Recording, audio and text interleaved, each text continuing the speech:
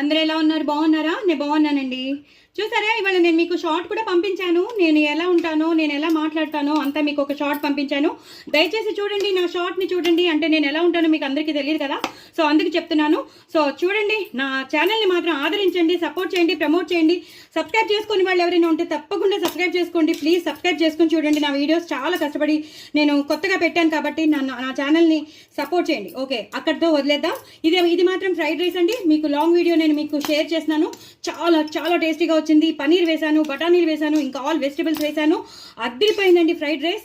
చక్కగా soya sauce వేసుకుని చేసుకోవచ్చు. ఇంట్లోనే హ్యాపీగా రెస్టారెంట్ స్టైల్లో నేను చేసేసాను. సో డూ ట్రై ఇట్ అండి. నా ఛానల్ మాత్రం సబ్స్క్రైబ్ చేసుకోవడం అస్సలు మర్చిపోవద్దు. ఎంత టేస్టీగా, ఎంత కలర్ఫుల్గా ఉందో చూసారు కదా, మీకే తెలిసిపోతుంది. అవును కదా, అచ్చు రెస్టారెంట్లో హోటల్లో ఉన్నట్టే ఉంది అనుకుంటారు.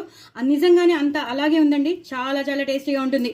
పిల్లలు పెద్దలు అందరూ ఇష్టపడతారు. ఇంకా బయటకు వెళ్ళే అవసరమే లేదు. హోటల్స్ అన్ని మూడు చేసుకోవచ్చు. సో తప్పకుండా మీరు నా ఛానల్ని సబ్స్క్రైబ్ చేసుకుంటే ఇలాంటి మంచి మంచి రెసిపీస్ ఎన్నో వస్తాయి.